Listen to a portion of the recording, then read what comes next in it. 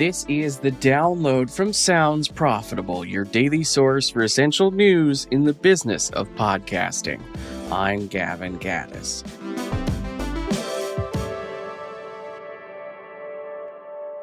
Here's what you need to know for today, Wednesday, August 5th. First up, video on Apple Podcasts now open to all. Acast has opened video podcasting on Apple Podcasts to every creator on its platform, removing the invitation and waitlist requirements that had gated the feature during its beta.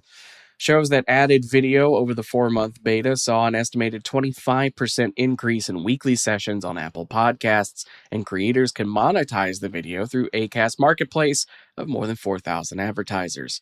Network creators can get access through their partner managers, while everyone else can publish via a new video plan tier that handles upload, distribution, automatic audio extraction, and performance analytics. Here's a quote from Valerie Reimer, Acast SVP of Business Development and Strategic Partnerships. Quote, video distribution in podcasting is becoming table stakes. What no one else can offer is the scale of the monetization engine. And in a future quote, video is an option, not a mandate, and a creator who decides against it is making a legitimate editorial judgment. End quote. Next up, from the Future of Marketing briefing series on Digiday, media measurement is becoming an asset in boardroom theater. Ad effectiveness and data-driven marketing have moved out of the CMO-CFO back and forth and into earnings calls, where executives now cite them as evidence of business discipline to shareholders. A Gain Theory survey found 49% of marketers are not confident their data can support CFO-level discussions, even as brands like Kraft Heinz point to an 8% increase in global return on ad spend from efficiency work. Starbucks CEO Brian Nicole praises his marketing team with, quote, "I love the way they're using the dollars," end quote. And Procter & Gamble CFO Andres Schulten said, quote, "I firmly believe we have a big opportunity to increase the effectiveness of our media spend," end quote. Good thing podcasting has spent years building just the kind of measurement infrastructure that can spice up those boardroom presentations. Winky emoji goes here. Up next, this is a preemptive apology to all New Jersey-based listeners. Do not forget about New Jersey data broker law because it's already live. Allison Schiff of Ad Exchangers reports that New Jersey's data broker law took effect the moment Governor Mikey Sherrill signed it into law on June 30th, with a registration deadline set for April 2027.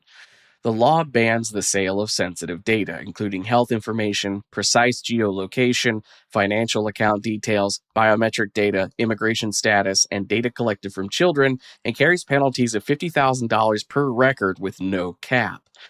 Its broadest provision creates a new data collector category, pulling in companies that sell their own customer data rather than just brokers who trade it. Here's a quote from Charlie Simon of RTB House, quote, "You don't have to consider yourself as being in the data business to be in scope," end quote. New Jersey is the 7th state with a data broker law and notably wider in scope than earlier ones like California's CCPA, which puts podcast ad tech platforms and listener data targeting practices in range of a compliance review. In short, better to know where your data comes from than be surprised by its provenance later. Next up, as Hollywood studios chase creator culture, ownership gets complicated. Creator-driven IP can be quite successful, but publishers should be careful getting into open source and collaborative IP. Plenty of adaptations exist for the SCP collaborative horror universe, but so do trademark disputes. Unlike viral sensations like Skibbity Toilet, A24 has discovered nobody owns the concept of the backrooms when attempting to trademark the inherently open-source collaborative world for Backrooms. Other properties sit at the opposite end, like this summer's smash hit content creator horror success, Obsession. Written and directed by YouTuber Curry Barker, the project trades more on Barker and co-creator Cooper Tomlinson's previous successes with low-budget horror and sketch comedy instead of direct adaptation. And for our final top story, the smartest streaming strategy may be knowing what not to keep exclusive. Kirby Grinds argues that the sharper streaming plays, licensing mature catalog while protecting the current releases that actually drive subscriptions. He cites Parrot Analytics figures showing licensed titles have generated more than half of Netflix's series-driven signups since Q1 2025, rising above 53% in Q1 2026, while making up roughly 40% of its series catalog. The deal bears out. Disney licensed 14 libraries, including Lost, This Is Us, Prison Break, and more to Netflix on an 18-month non-exclusive window, and AMC took a reported $500 million over 5 years for the Walking Dead franchise on co-exclusive terms. Meanwhile, a flagship like Bridgerton drove just over 360,000 global signups in Q1 2026, the quarter's strongest, which is why it stays exclusive. The same exclusivity versus reach math is coming for podcast catalogs as audio goes multi-platform and video. As for the rest of the news, Pod News continues reporting on the Spotify skip ahead button and finds that premium users, who can now clear an entire ad break, intro, or promo in a single tap, that feature has now spread from US to UK premium listeners, a development that Kaya and Jasmine over at Scalable have broken down for advertisers, with analytics firm Bumper noting that fewer than 10% of ad breaks are naturally skipped today. Podglomerate's recap of Higher Ed PodCon 2026 covers a community of roughly 293 colleges, Gavin, you went to one, and universities producing more than 1,600 podcasts, and argues that unique listeners and consumption rate tell a show's health far better than download count. Kill Tony has launched Kill Tony Plus on Supercast, an ad-free premium tier with monthly Ask Me Anything sessions and an exclusive camera angle, sold and distributed by Fox Corporation's Red Seat Ventures, for a show doing roughly 3 million downloads per episode.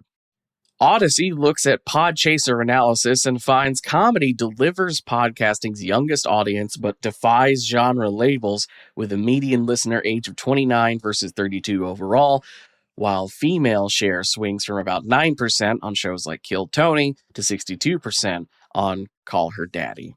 Speaking of Odyssey, Odyssey has become exclusive audio partner for Fantasy Football Happy Hour with Matthew Berry, now in its 5th season, with new episodes airing weekdays through the Super Bowl. And Stephen Bartlett completed a 2-year renovation of his Shoreditch headquarters for Flight Story and Steven.com, centered on a full-scale rocket installation and bespoke performance gym. That does it for today's issue of The Download. If you want to find links to everything I just talked about, click the link in your show notes. That takes you to today's episode post on our website, where you can find everything, and you can sign up for the newsletter version of the show if you want all those links sent straight to your inbox every day. Today's issue was written and produced by myself, Tom Webster, Brian Barletta, and Molly Demillier. For Sounds Profitable, I'm Gavin Gaddis, and I'll see you tomorrow.